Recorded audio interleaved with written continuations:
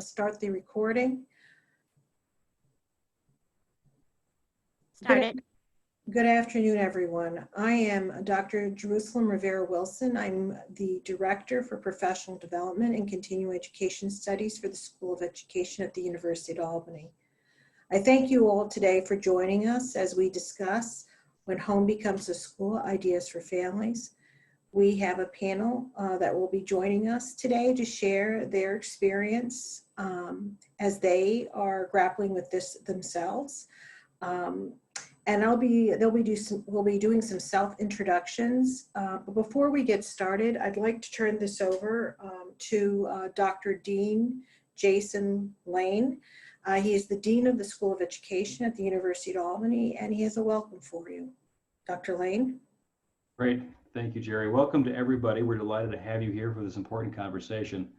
The University of Albany was created 175 years ago as New York State's first public teachers college, and over that time, we've remained committed to being at the forefront of preparation of teachers and ensuring outstanding learning environments for our students. We know that this day and age, that has taken on entirely new meaning, particularly as we have moved to crisis education taking place within our homes. And as a parent myself, I know we're all struggling with trying to figure out how to maintain the continuity of education for our children. So we're delighted to be able to set up the remoteed.org website as a resource for both teachers and for parents, a way to make sense of the world around us right now. The site contains a curated list of resources, online resources by school level and by subject matter.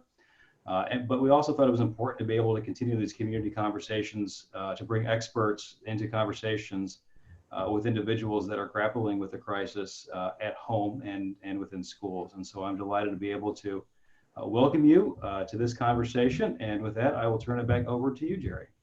Thank you.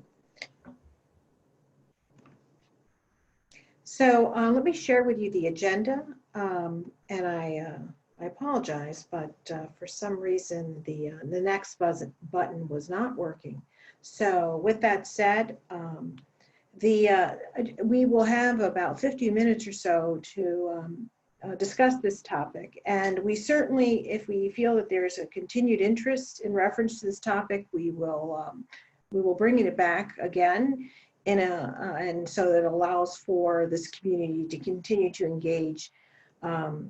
So today, I would like to have our panelists. We have 5 panelists that will be joining us today, and they'll be doing some self-introductions. We have 4 guiding questions, and they'll be addressing each of those 4 guiding questions, which we will share with you. We would ask you, as questions that surface as a result of their presentation, if you would just share them in the chat section as the presentation is ensuing, and then we will circle back to them at the end and address them. And then we have some tips and ideas, some takeaways for you. I will share with you some information about the Remote ED website, which Dean Lane mentioned earlier about. And then we'll ask if you wouldn't mind at the end of this session, if you would complete a short survey. This will help us gauge the nature of this particular community conversation, and it would be extremely helpful as we think about our future conversations for the community. With that said, I would like to introduce you to our panelists. Renee, would you mind beginning the self-introduction? Hi, my name is Renee Capuano. I'm a homeschool mom. I've been homeschooling for about 16 years. I have 7 children. My oldest is in law school right now. He was homeschooled all the way through from kindergarten up. And my youngest 2 are in 5th grade. I also am the director at the Hudson Valley Consortium. The Hudson Valley Consortium is a homeschool group. We are part cooperative with our parents participating, and we offer classes for homeschoolers in the Capital District for families who want assistance to continue their homeschool journey. Thank you, Renee. Helen?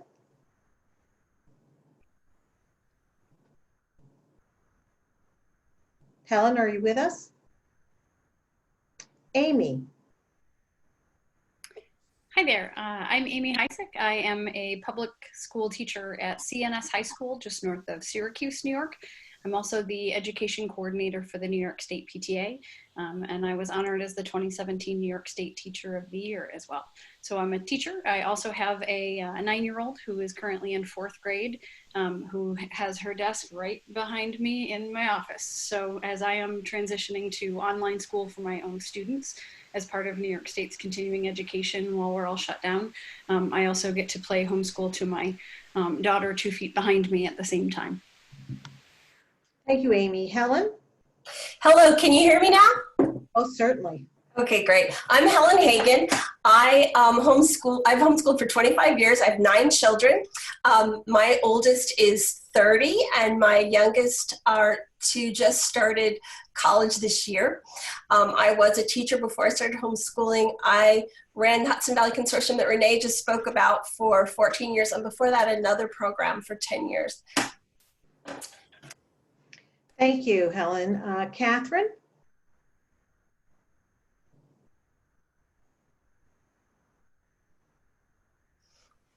Jennifer? Hi, I am Jennifer Steele. I am a reading specialist in the Bethlehem Central School District at Slingerlands Elementary School, but I've also taught middle school English in the same district. I am the mom of a middle schooler and a high schooler, so I'm doing some home teaching as well as some home parenting and teaching of my own children. I'm also a current student in the Certificate of Advanced Studies in Literacy program at the University of Albany. Thank you. Is Catherine with us? Yes, I am. Can you Hi, hear Catherine. me? Yes. Okay, so I began my journey with my daughter who's 30, who is now a music educator in the public schools in New York, who just relocated. So I know a little bit about other states as well. The New York State Family Engagement Coalition has been around since 2008, working with the Board of Regents and really school districts about the engagement of parents and families in the process of school before we got to this crisis mode. And you can see that some of the work that we have been pushing in the State Education Department is evident in their very delicate outreach to parents and families and having schools do that work. Thank you. Again, I'm Jerry Rivera Wilson, and my co-facilitator is Cheryl Dozier. Cheryl? Hey there, welcome everyone. I'm Cheryl Dozier, and I'm an associate professor in the Department of Literacy, Teaching and Learning, and the Associate Dean for the School of Ed. Nice to have everyone here this afternoon. Yes, indeed it is. So we have our first question, our first guiding question.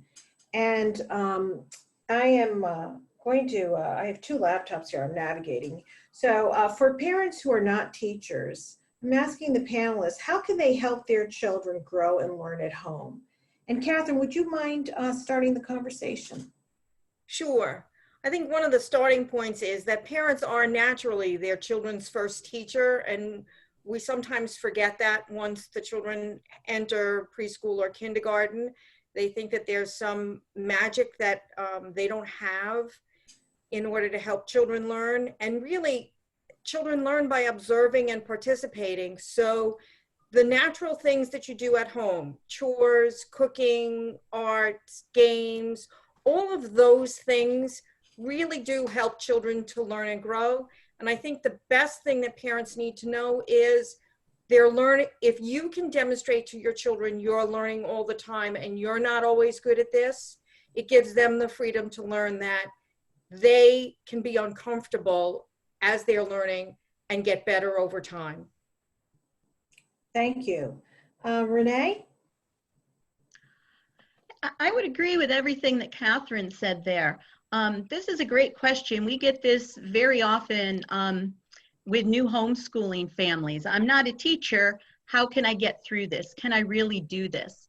And often parents have a lack of confidence in their abilities, and we counsel them and talk them through it.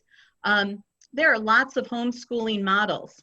Not every homeschooler follows one simple model as a parent. Parents are different, children are different, learning styles are different.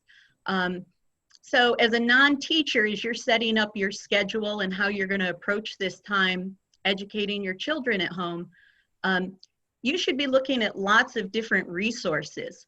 One thing homeschoolers do very well is we're going to talk later, I know, about resources, but the first thing we do is we look for resources.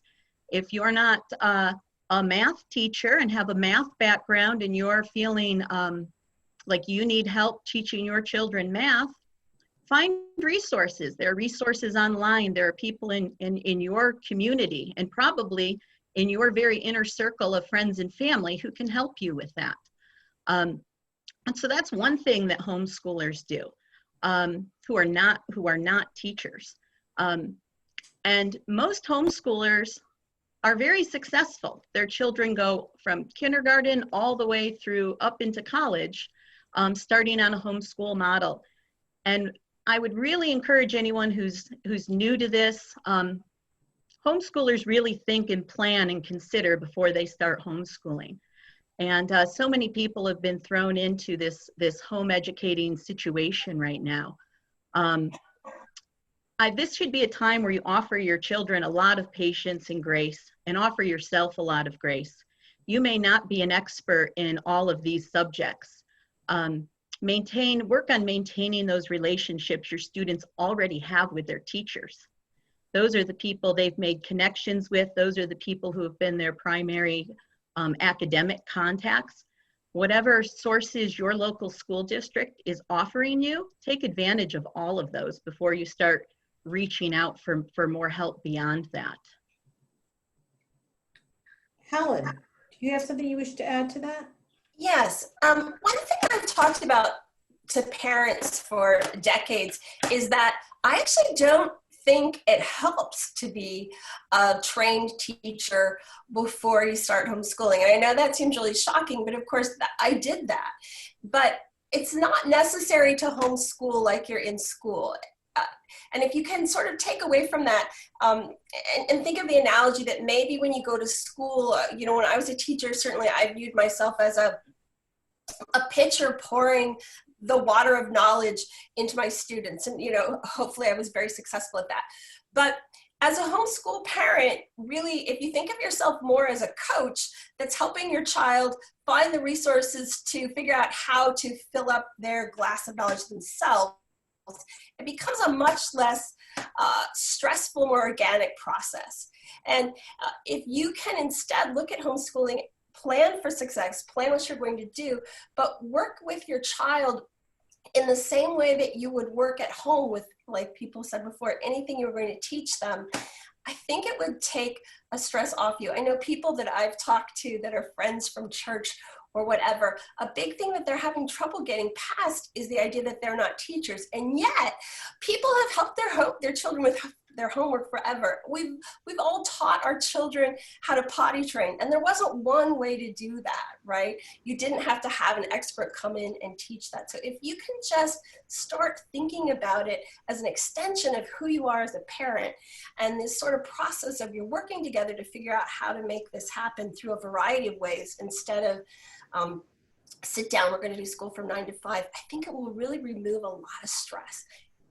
Parents absolutely can do this. They've been doing it for hundreds of years. Thank you, Helen. Amy?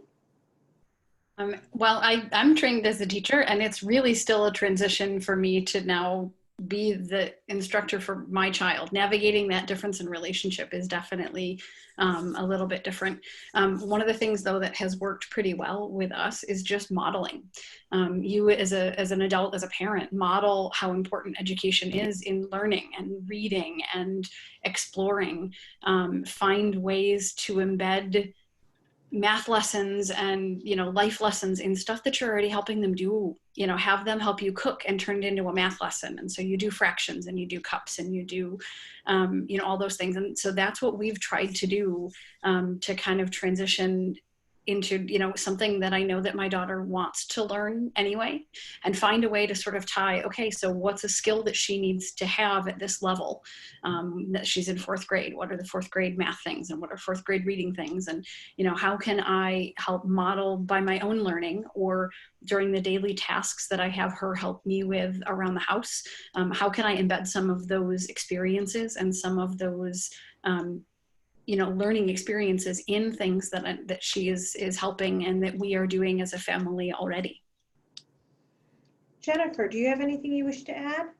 Yeah, I'm again, as a parent also, and my children are a little bit older, middle school and high school. One of the things that I found really helpful was to support my children in getting organized, because I think that's been one of the hardest things as kids are older and they're getting assignments from teachers, and they have a lot to do, and trying to figure out that balance of how much to parent and how much to teach has been certainly a challenge for me. But I think by week 3, one of the things that was most helpful for us was laying out calendars, setting up our day. What are we going to work on, so that 10 o'clock doesn't come at night and my 15-year-old is all of a sudden saying, maybe I should do some of my work.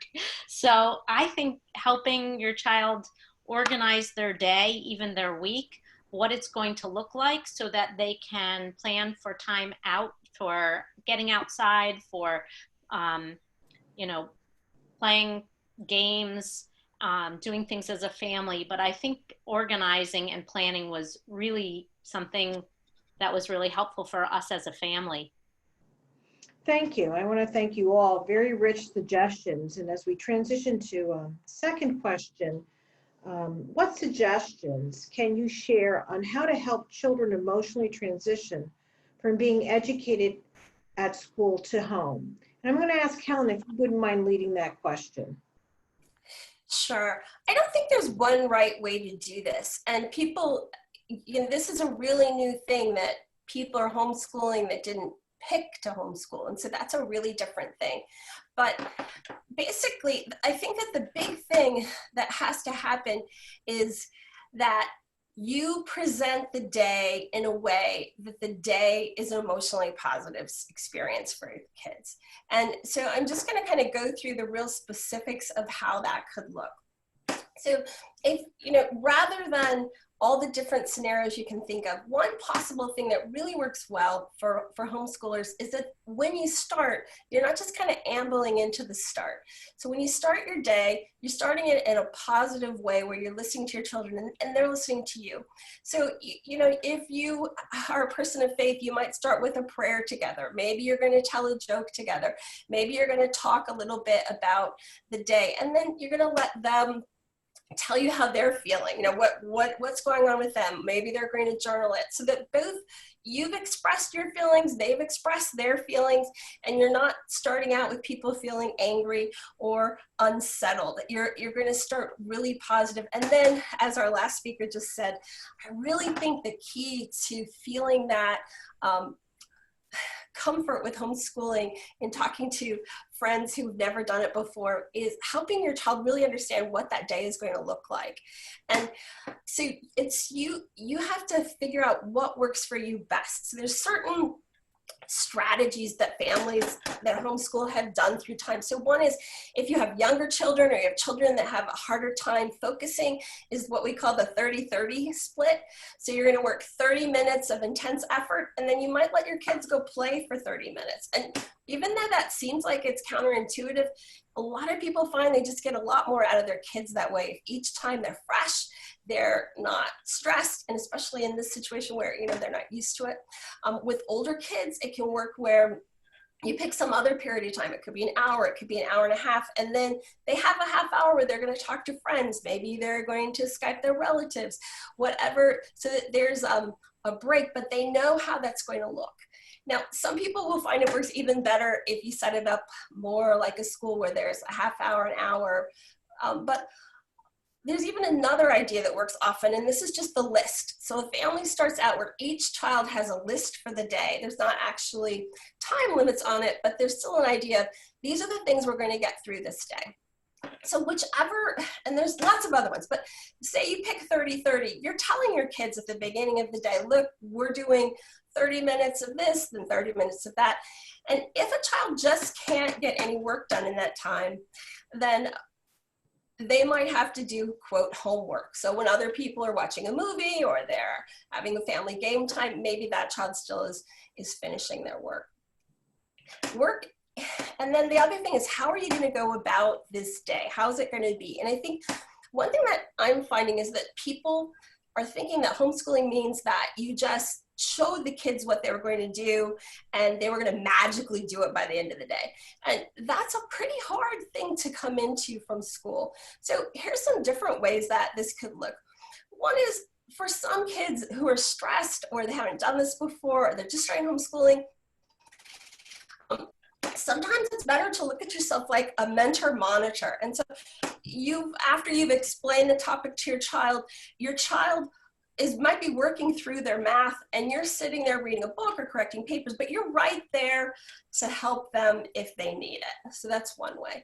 With older kids, there's a situation where it's really common is you say, these are 4 half-hour periods a day where I'm totally available to you. I don't have to do work. I don't have to do the laundry. I'm not going to be calling my friend. You can come and I will edit your paper. I will answer your questions. That's going to Then there's even another way where maybe you're actually going to try to act more like a teaching situation. So let's say that you were teaching lowest common denominator fractions. You would write it on the board. You would leave up examples that they could look back to if they weren't sure about it. Maybe you cut up some manipulatives that they could work with if they needed to. You would ask them a lot of questions. They would ask you questions back. And then maybe you leave, but you're going to come back pretty regularly and make sure they're doing well. A child becomes stressed sometimes when they're new to homeschooling if they don't have the support. And that kind of adds up at the end of the day. And most people find if you can just really give your child that focused support where you're really available to them, not you're doing 10 things, you can get homeschooling done faster and everybody's happier at the end of the day. I also think it's really important to look at this experiment as we're on the same team. You know, when I always try to explain to my kids, like, we're on the same team, we have the same goal, and this is that you're gonna go off and succeed. And homeschooling works, people do succeed. My son is at Columbia Law School. All my kids are doing great for whatever they plan to do. And this is the story of homeschooling. It's going to be fine. So if you can express this to your kids, like, it's going to be fine. It's all okay. It's going to go a lot better than if you are the screaming demon. If you do find yourself just really getting stressed, I think, and like you might be somebody who is going to lose your temper, I think it's really important that you've worked into the day what you could do if that happened. So for example, maybe you have on cue a science video that supports what you're doing that you could just stop and say, oh, you guys are gonna all watch the science video. If your kids are older, it might be, we're gonna stop editing this paper because right now I want you to research this. So think ahead, like, if I'm really gonna lose my temper, what would I do rather than lose my temper? We could stop, we could sort of, reevaluate. People don't homeschool for 12 hours. And yet it's interesting when I'm talking to people who are trying to do this, sometimes people have these really long days ahead. It's really good to have an end time where you go back to family time. So maybe you ring a bell, maybe you sing a song, maybe you do a happy dance, but this is the time you're done. And now you're transitioning into family life. It's not all day, 24 hours, all we do is homeschool. There's a beginning and there's an end. And really, I could probably talk for 3 more hours, but I'll stop there. Thank you, Helen. Jennifer, do you want to add something to that? I do actually. I think those were all really great suggestions, especially making sure there's a stop point in the day because it's so easy to have our days go and go and go, but make sure to set that. One of the things that I've thought about a lot over the last couple of weeks being home and my own students is that the schools are full of teachers who want to help. So if you have your students or your children in school and now they're home, don't be afraid to reach out to the schools for support, whether it's your teacher or guidance counselors or school social workers. They're all there wanting to help people. I sit around in front of my computer when I'm not helping my own children, trying to support my own students because I think about them all the time. And I think that's something I think parents don't always remember, that it's not a bother for you to reach out to their teachers. They want to hear from you. If you're struggling, ask for help, and they're there for you. The other thing was that don't be afraid to ask your child questions. My 15-year-old, for the first 2 weeks of being home during this time, didn't leave her room. And it took me taking a step back and saying, what's going on? How can I help you? What's happening? And now we're in a new space, and it just took me asking the right questions. So knowing the questions and asking questions and being a good listener for your kids is also very important. Thank you, Jennifer. Amy, do you want to add something to that as well? Yeah, I think as far as the transition from, and we're a couple weeks into this now, but what I found that was helpful for us is, in the very beginning, those first couple of days, we had a pretty set schedule that, not that we tried to mimic what the school day was, but it was a lot more structured. Now that we're a couple weeks in and we've sort of found our footing a little bit better, my daughter and I have conversations, and we'll say, we'll do a quick check-in in the morning. Even though she's 9, she's a pretty self-directed kind of learner anyway. But we'll have those conversations. What do you need to get done today? What's the plan? But we don't try to make it the length of a regular school day. We need to take breaks and we need to finish tasks. And there have been a couple of days when she and I have just been at our wit's end, either with each other or the frustration of me working with my students and her running up against roadblocks. And we'll just look at each other and say, you know what, we're done for today. Like, we're done. We're going to go play cards, because emotionally, this is what our relationship needs. Me as her mother, and her as my daughter. That's the priority. And so, being willing to be flexible with the schedule and recognize it'll get done. It'll get done when it gets done. But being able to take breaks, being able to start out with a game plan, but being flexible enough to be sensitive to what your child needs and what you need, and be able to take those breaks when necessary, I think is just as important. Thank you, Amy. Very helpful. Renee?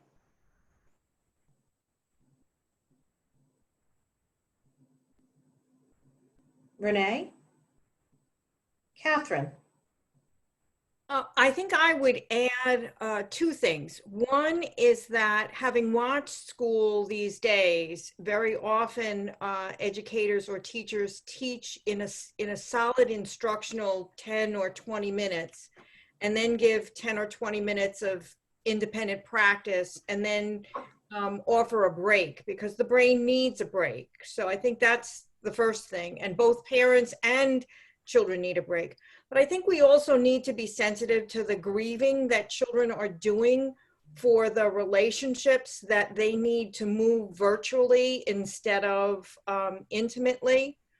And we need to build in our day opportunities, both in the instruction by the school expectation of instruction, as well as at home, for interaction with other children, interaction with the teacher, that it's okay to send off an email or use the online system for communication.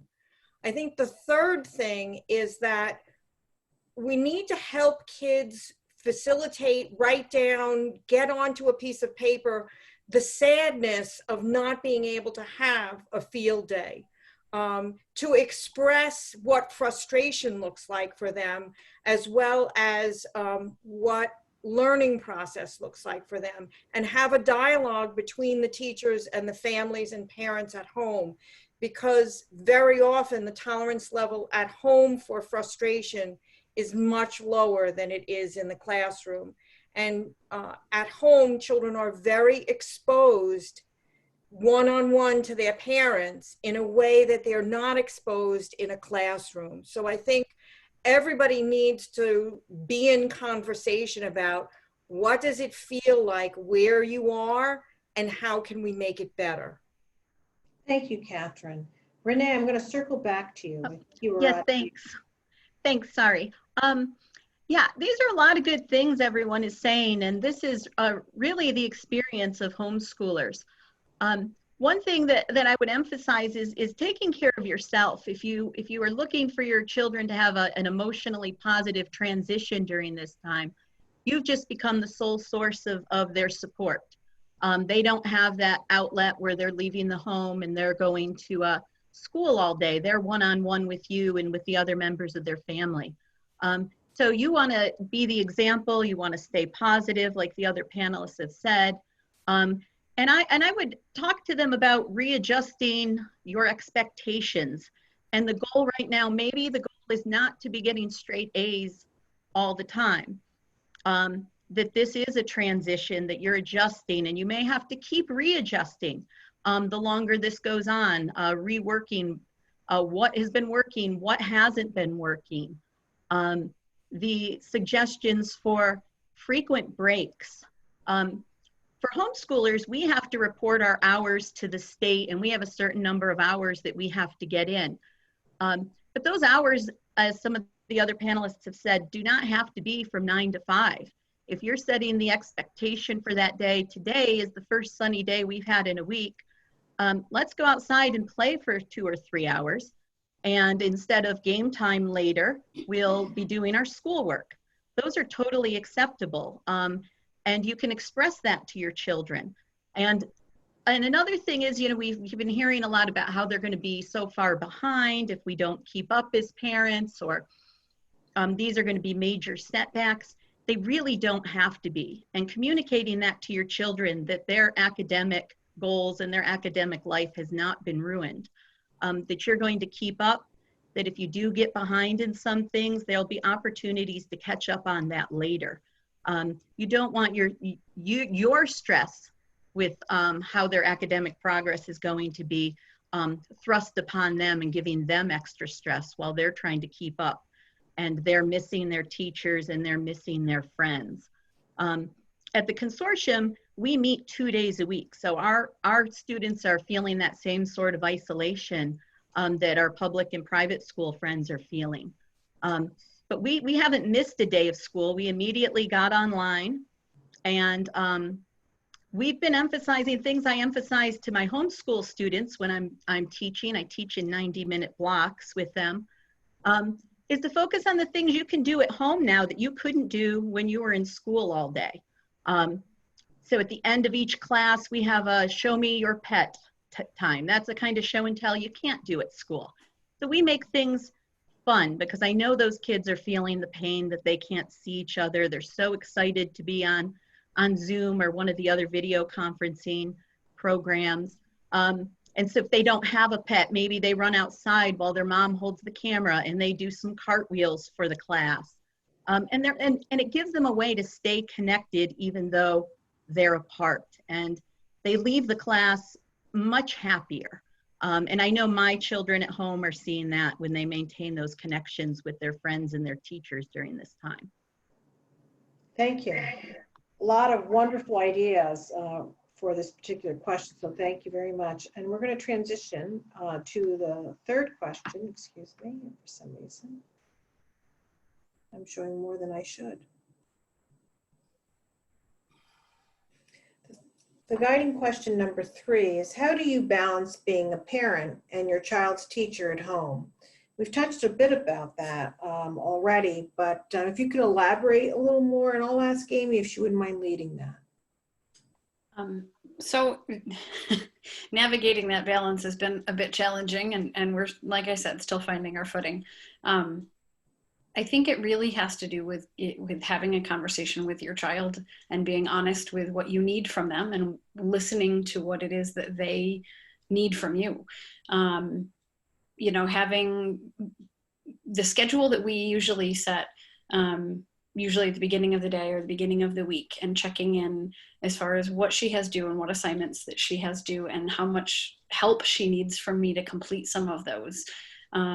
But being flexible to know, you know what, you've been at this for an hour, you need a break. Like, you get to go and play a game. You need to go FaceTime your cousin. You need to go have social interaction with your friends. You know, having the electronic communication has been wonderful. Because it has, you know, my daughter will practice her trumpet with other classmates. She'll have a Zoom call and 3 or 4 of them will all get their instruments and they're all practicing songs at the same, you know, in the same class. And so they'll all practice together and play together. But recognizing what it is emotionally that she needs as well as academically has taken a little bit of time to kind of navigate and figure out. And it's a renegotiation of what my role is. And she doesn't always want me to be her teacher, which is funny. She will sometimes push back and be like, you know, this is not a role that I want you to be in. I have a teacher and you're not it. And so being able to kind of walk that fine line between, yes, I'm not your teacher, I'm a teacher, and I'm also your parent, and being able to figure out when to encourage and when to push a little and when to back up and be flexible, and give us both time to kind of figure that out. But really it's communication. It's setting a schedule and expectations, just the same way that I do with my students in my classroom. Here are the expectations. Here's what we got to get done. How we do that is the negotiation and the flexibility part, or when it gets done. Again, it's a nice day out. Let's take a break and go play Frisbee in the yard. Let's go for a walk around the neighborhood. But the flexibility and the ability to figure out what she needs and what I need, and how to balance both of those things is a constant adjustment, day by day, or sometimes minute by minute. Thank you, Amy. Jennifer, do you have something you wish to add? I was nodding along as Amy was talking, actually, because I'm feeling it. I would agree with her really in all that she said, being responsive to your child, and each child being so different from one another. They each need different things. Every child is different and is handling this, and there is a grieving piece to all of this. And somebody had said earlier, I can't remember which panelist had mentioned, it might have been Amy, that the being able to socialize online in different ways than they did before is really important. And even those after school activities, still, many of them are still carrying on in a different way. My kids are still dancing.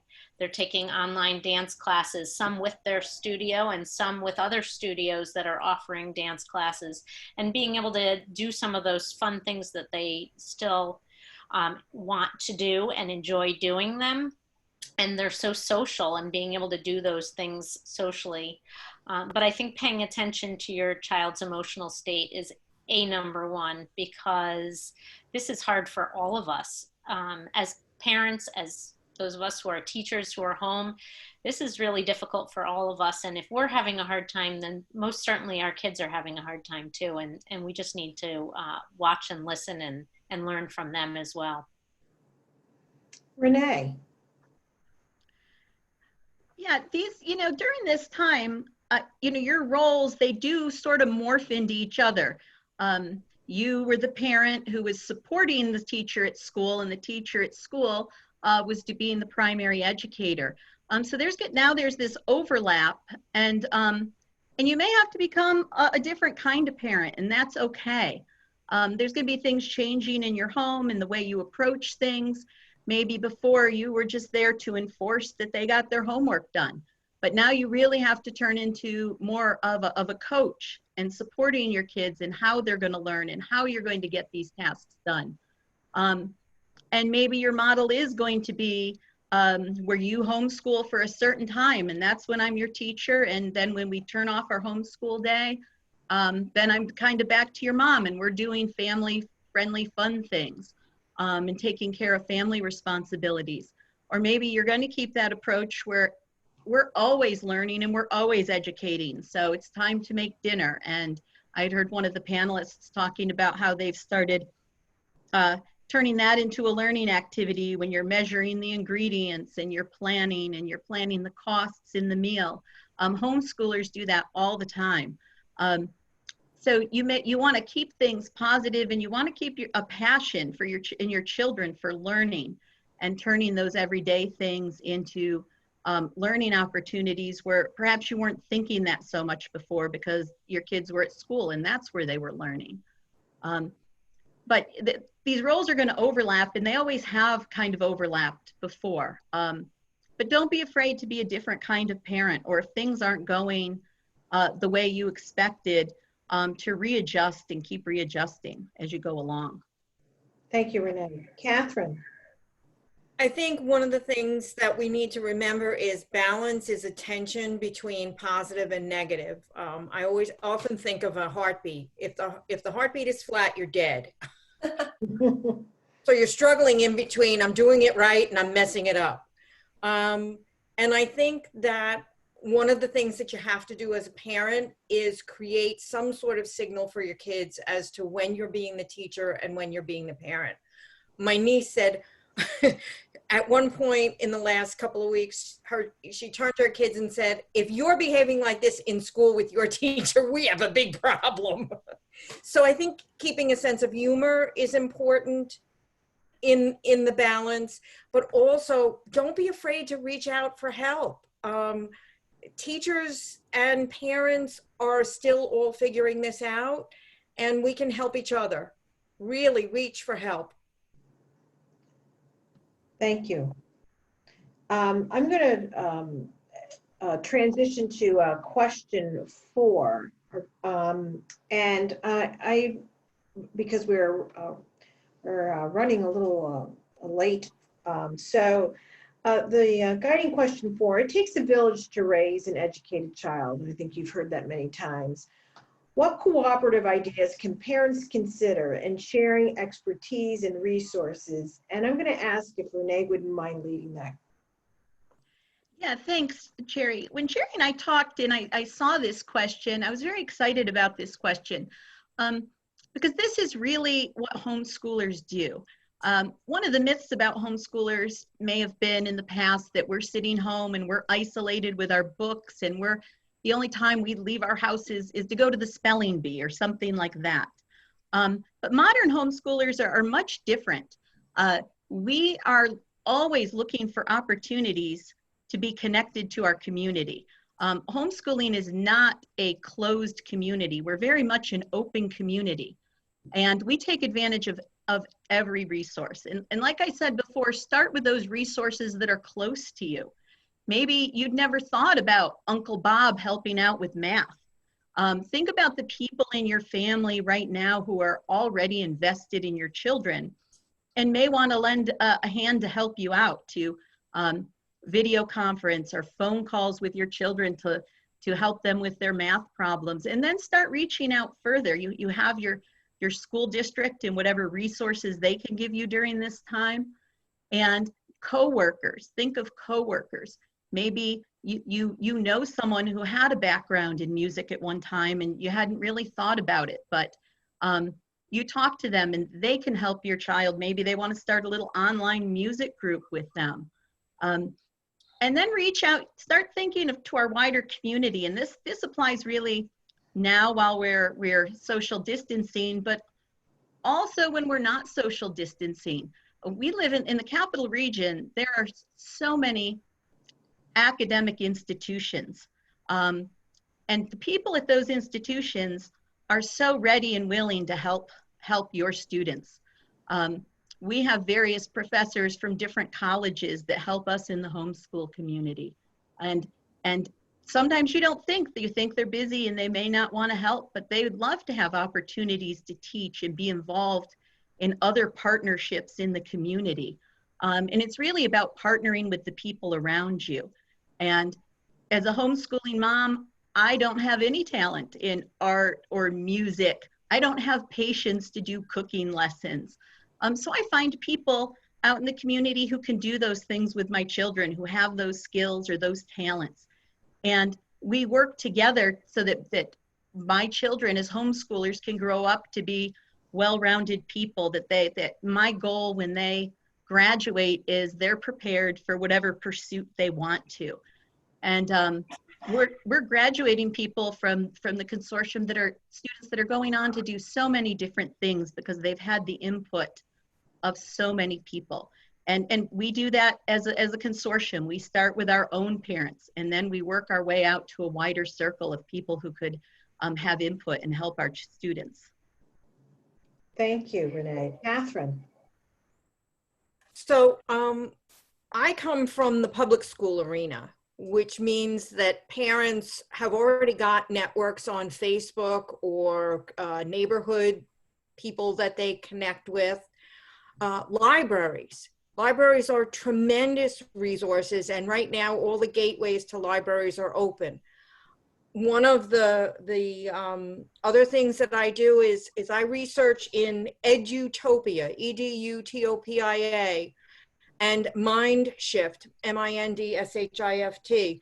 They provide articles that are easy to read for parents, but are really based on research that's going on in education, how the brain functions, how children interact, all kinds of resources that are out there. YouTube, videos, have lots of extension activities or ideas to share. And I think I provided a list of other alternative areas where you can get resources. I think the idea is that learning is not a board and somebody writing or a book and somebody reading, but it's really the process of how we are absorbing and evaluating the information we take in. And there are so many resources right now that are open to us that I think now's a rich time to find resources. I appreciate that, Catherine. I would like to allow some time to address the questions that are being currently raised. So I'm just going to quickly ask that Helen, Jennifer, and Amy, if you could just share a quick suggestion or idea. And Helen, would you mind sharing one idea that you think would be beneficial?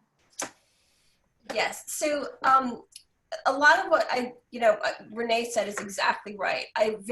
But one way you can do that is you can have, for example, you can send the same reading book that your child is working on, or screenshot the pages to a relative or someone in your church that can read along with your child. I've been very successful about getting people to do a book group about something that they're excited about. Book groups work really well in the Zoom format. And the other thing is that if you can find another parent in this time who wants to split it with you. So for example, I have two neighbors and they're kind of splitting teaching math or teaching reading, and they can do that on the computer where you can share in that way, but the kids are still seeing each other and asking each other questions on a daily basis. Thank you. Jennifer and Amy, quickly. I was just going to say a really, really quick way is to try to bridge more than one subject. One of the things I teach my students is to do sketch notes, is to sort of make thinking visible and make thinking and make their notes or make their learning visual with icons and images and things, and do something other than, just especially for the high school students that I teach, the more that you can make thinking visual and the more that you can tie images and things to their learning and to the notes that they take and what they're doing, it kind of helps them remember and helps them learn. So try to do some interdisciplinary things and not just have it be, okay, for this half hour it's math, and for this half hour it's science, and for this half hour it's social studies. Thank you, Amy. Jennifer.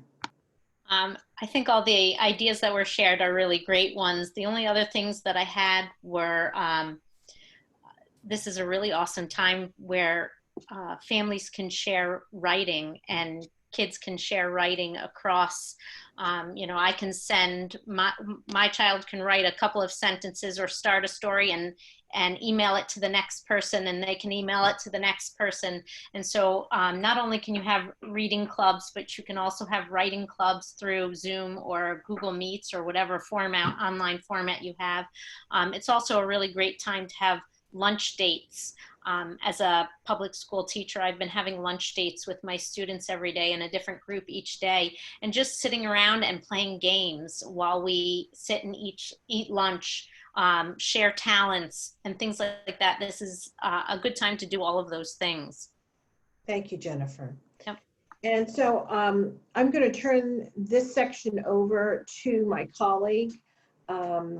And we don't have a lot of time, so we're just going to maybe address one or two questions. So Dr. Dozier, would you mind, since you've been going through the chat questions, if we could just address one or two of them? So first of all, thank you to everyone who's participated in the chat for your powerful insights as you've been listening to the presentation. And there weren't really a lot of questions, but there were some powerful threads. So I'd just like to share those. Again, the importance of navigating the overlapping roles, especially for people who it's brand new to take on a teacher role. And again, throughout the conversation, the key words: flexibility, sensitivity, grace, careful listening, and acknowledging the shift for children and giving space for the sadness that many of them are experiencing, or the loss of some of their senior year, a prom or a graduation, and making sure we are mindful of that. I especially appreciated in the Zoom chat to recognize that this is emergency remote instruction. And that is what we are experiencing and talking about and living. And so many of you talked about the need for focused times and sometimes having an ending time. And let's move on and have a brand new role and responsibility. And we all seek for balance, and we could all say that balance is a really hard thing to seek. Anyway, and then across all of the panelists and across all of the participants, the need to stay connected and the power of connection even when we are socially isolated. So those are some of the key threads and key threads and comments that came through. Thank you, Dr. Dozier. And I want to take this time also to thank the panelists. You've provided today such wonderful ideas and suggestions, very nourishing information. And I want to thank you for spending time with us today. And I also want to let everyone know that this PowerPoint, as well as a copy of this Zoom session, will be available on the Remote ED website. We also will share it with you via email. So before we leave, just some takeaways. I had the pleasure of speaking with each of the panelists in great depth. And I had an opportunity to really pull away from our conversations off Zoom some suggestions and ideas that, and I'm just going to quickly go through them. They're just, I'll call them my top 5 takeaways. And one is to be mindful of practicing self-care and self-compassion. And that begins with you. Just like when you're on an airplane, they always say, put the oxygen mask first on you and then your child, that you be kind to yourself and others. Take deep breaths and get enough sleep. And there's a particular text which I thought you might find humorous. It has a humorous title, but the information within this particular text is quite helpful, very practical, very easy to read. And it's how to stop losing your SHT with your kids, a practical guide to becoming a calmer, happier parent. And one of the suggestions said, and there are many, get in your pajamas, brush your teeth, and wash your face. And the second takeaway, stay socially connected, find support, friends, telehealth. Create networks and online hangouts, and I think you heard that from today's presenters. And this is a new norm, and that's the takeaway from the takeaway 3. This will take time as well as structure, predictability, flexibility, realistic and healthy expectations, not only for yourself, but also for your family members and others. Suggestions: hold regular family meetings, create routines, establish daily schedules, and take breaks throughout the day as necessary to decompress. Prioritize the power of communication, clear communication with all family members. Suggestions: eat together as a family, practice actively listening to one another, and establish family time and routines. And lastly, monitor and minimize news and social media. As parents and as caregivers, it's important to remember to model and practice what you preach. There's a lot of toxicity in watching too much of what is going out in the news these days. And I also would like to share with you information about the Remote ED website. As Dean Lane mentioned earlier in the presentation, this particular site, which is remoteed.org, has approximately 200 references of learning materials, and we continue to curate and add information on a daily basis. This was created less than a month ago, and it was a way of us assisting our community with educational resources for parents and teachers and schools. So I ask that, and we also on that particular site have weekly events that are free of charge that we make available. And there's a calendar there. So I ask that you stop by and visit, and not only just to look at the information and use the information that's available, but also send us an email if you yourself feel there's a resource that we could add. Send it to atlas@albany.edu or reach out to me directly, and we will be more than happy to make that available on the site. Excuse me. And here is how we can stay connected. So please visit atlased.org, give me a call or an email if there's any way the School of Education can be of further assistance. At the end of this session, you'll have an opportunity to address 4 questions, and this will be very helpful in us determining the kind of information and sessions we should do in the future. So if you wouldn't mind just spending a couple of seconds to complete that, I would appreciate that. I also would like to end, and I'm sure Dr. Dozier will agree that today's panel would not be possible if it weren't for the presenters who took time out of their busy day. And so a round of applause for you. And if you can't hear it, I'm clapping. So thank you. It was truly wonderful. And I know that this information, for those who could not be present, are going to be very appreciative that we were able to capture this via Zoom. So thank you to you all. And I will personally thank you outside of Zoom as well. So with that, I'm going to ask Dr. Dozier if there's anything else that she wishes to add. No, thank you to everyone for joining us this afternoon. This is clearly a really important topic, and I thank each and every one of the presenters for your insights. So thank you very, very much. With that, be well, everyone. And Thank stay you. Thank you. Thank you. Thank you. Thank you so much. Thank you. Thank you. Okay, we have stopped sharing. Yay! And I see so many wonderful names out there. Hi, Catherine Sekeris, Ellen Sullivan. Good to see your names. I don't see your faces. I would love to see your faces. I haven't seen you in a long time. Thank you all for joining us today. Truly, the presentation, I couldn't have imagined it being any better.